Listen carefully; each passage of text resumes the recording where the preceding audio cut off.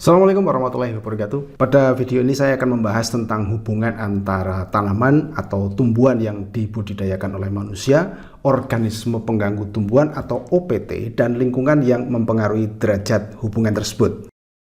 Video ini adalah dasar teori untuk memahami peristiwa-peristiwa yang lebih kompleks yang menjadi bahasan pada ilmu perlindungan tanaman. Saya akan memulai bahasan dengan menjelaskan teori jejaring makanan atau food web yang menjadi dasar pemahaman pada perancangan strategi perlindungan tanaman. Kita mulai dulu dari tumbuhan atau tanaman yang menjadi kunci utama pembentukan rantai dan jejaring makanan. Alasannya, makhluk berhijau daun atau tumbuhan pada umumnya adalah pengubah energi cahaya yang berasal dari matahari menjadi energi kimia melalui proses fotosintesis. Nah, energi kimia inilah yang dapat dimanfaatkan oleh makhluk bumi yang lain. Pertama, pemakan tumbuhan atau herbivore adalah makhluk pertama yang memanfaatkan energi kimia dari tumbuhan. Energi ini mereka gunakan untuk tumbuh, bergerak, dan bereproduksi. Pada gilirannya, herbivore ini menjadi sumber energi kimia bagi makhluk yang memangsa mereka, yaitu karnivor atau pemakan daging. Aliran energi dari tumbuhan ke herbivore dan akhirnya ke karnivor ini membentuk rantai makanan yang berada di atas tanah, atau diistilahkan sebagai above ground atau grazing food chain. Karena rantai ini dimulai dari herbivore yang makan pada tumbuhan atau umum disebut aktivitas grazing.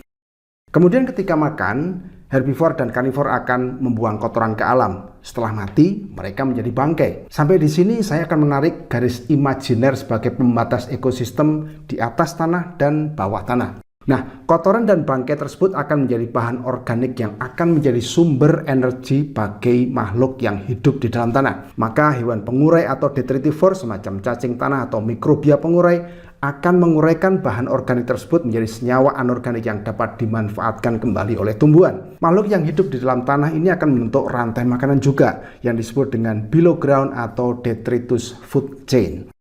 Dari penjelasan ini kita bisa melihat bahwa rantai makanan yang dimulai dari atas tanah akan berlanjut ke rantai makanan di bawah tanah dan akhirnya kembali ke rantai makanan di atas tanah. Maka dua rantai makanan ini akan membentuk jejaring makanan. Nah, lahan pertanian kita pun sebenarnya tersusun atas dua rantai makanan di atas dan di bawah tanah ini yang kemudian membentuk ekosistem pertanian. Selanjutnya kita akan membahas tiga kelompok makhluk yang bisa mengganggu tanaman, yaitu kelompok hewan, tumbuhan, dan mikrobia. Kelompok hewan disebut hama jika mengganggu tanaman, tumbuhan akan disebut gulma jika merugikan tanaman, dan mikrobia akan diberi status patogen merugikan jika menyebabkan tanaman sakit. Ketika kita pahami lebih dalam, ternyata ketika kelompok tadi saling terkait meskipun kadar keeratannya bervariasi. Hubungan pertama adalah antara hewan dengan tumbuhan. Selain makan pada tanaman, hewan-hewan tersebut bisa saja makan pada tumbuhan lain yang tumbuh di sekitar tanaman. Tumbuhan tersebut bisa berupa tumbuhan liar atau gulma atau bahkan tanaman lain dan kita istilahkan sebagai pakan alternatif bagi si hewan bersangkutan. Contohnya adalah kutu Bemisia tabasi yang menurut catatan para ahli memiliki lebih dari 800 jenis inang. Selain makan pada cabai, kutu ini juga mau makan pada kedelai, ubi jalar, ketela pohon, tomat, lenca, dan beberapa jenis tumbuhan liar. Jadi ketika kita menanam cabai misalnya, kita harus waspada pada tanaman atau tumbuhan yang saya sebutkan tadi yang mungkin tumbuh di sekitar tanaman cabai. Selain sebagai pakan alternatif, tumbuhan juga bisa berperan sebagai tempat tinggal bagi hewan yang berstatus hama. Misalnya tumbuhan oro-oro adalah inang alternatif hama Ethyela zinkenella, hama pada tanaman kacang tunggak dan kacang hijau. Sehingga meskipun lebih dikenal sebagai tumbuhan penambat nitrogen, pupuk hijau dan pakan ternak, di beberapa daerah pertanian kacang tunggak dan kacang hijau, tumbuhan ini mungkin dianggap merugikan. Ngengat Ethyela akan meletakkan telurnya pada oro-oro, kemudian setelah menetas, maka larvanya akan makan pada biji dan tinggal di dalam polong hingga menjadi ngengat yang baru. Yang kedua adalah hubungan antara hewan dengan mikrobia patogen penyebab penyakit tanaman. Banyak jenis hama yang ditakuti petani karena mampu menularkan patogen atau disebut sebagai vektor atau pembawa. Warung hijau adalah salah satu serangga hama yang bisa menyebarkan tungro, salah satu patogen paling mematikan pada tanaman padi. Atau kutu Pentalonia nigronervosa yang menularkan virus kerdil atau banana banji top pada pisang. Hubungan keduanya kemudian mendasari munculnya hubungan yang ketiga, yaitu ketika tumbuhan itu menjadi inang alternatif bagi mikrobia penyebab penyakit tanaman.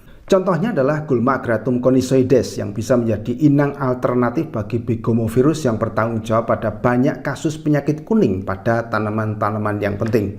Makanya tumbuhan ini dianggap gulma berbahaya pada lahan cabai atau tomat misalnya, karena dikhawatirkan menjadi gudang patogen yang bisa ditularkan ke tanaman oleh serangga vektor, misalnya kutu kebul Bemisia tabaci. Berikutnya kita bahas pengaruh lingkungan yang bisa menentukan keeratan hubungan antara ketiga makhluk tadi dengan tanaman atau antar ketiganya. Mari kita perhatikan gambar ini. Tanaman akan tumbuh sehat jika ditanam di tanah dengan tekstur dan pH yang cocok. Kebutuhan satu jenis tanaman dengan tanaman yang lain itu bisa berbeda. Misalnya wortel dan brokoli menyukai tanah bertekstur liat atau lempung, tetapi tetap bisa hidup dengan baik di tanah bertekstur lepas atau pasiran. Sedangkan tomat lebih menyukai tanah berpasir atau geluh karena mereka tidak terlalu tahan dengan genangan air yang biasanya umum terjadi pada tanah liat. Lain lagi dengan tanaman padi. Tanaman ini membutuhkan sedikit air pada masa anakan, kemudian butuh cukup banyak air pada masa pembentukan malai dan berkurang kebutuhannya pada masa pemasakan. Selain air dan suhu yang cukup, oksigen sangat dibutuhkan oleh biji untuk berkecambah dengan menggunakan simpanan nutrisi yang ada di dalam biji tersebut. Setelah membentuk akar, mereka akan mulai mencari nutrisi dari tanah. Itulah sebabnya nutrisi tanah yang cukup akan menjamin pertumbuhan dan perkembangan tanaman.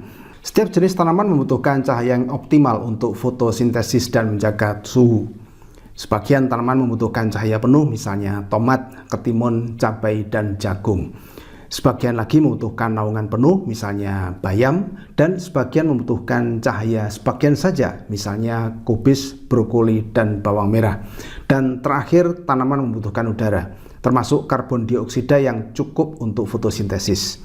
Kuncinya adalah tanaman akan tumbuh normal jika kebutuhan tadi tersedia cukup. Cukup di sini diartikan tidak kurang dan tidak berlebihan, karena sama-sama berpengaruh tidak baik pada tanaman. Contohnya, para ahli sudah menemukan bahwa nitrogen, salah satu nutrisi yang paling banyak dibutuhkan tanaman, itu harus tersedia sesuai kebutuhan tanaman.